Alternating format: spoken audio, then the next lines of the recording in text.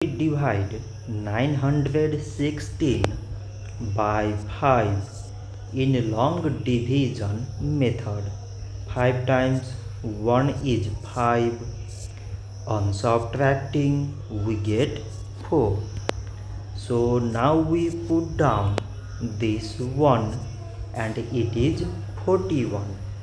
5 times 8 is 40. On subtracting we get 1. So again we put down this 6 and it is 16. 5 times 3 is 15.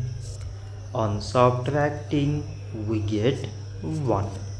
So now we have no any other number to put it down.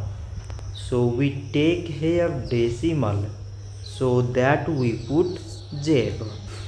So it is 10 and 5 times 2 is 10. On subtracting we get 0. So 916 divided by 5 is 183 decimal 2. So this much for today and thanks for watching.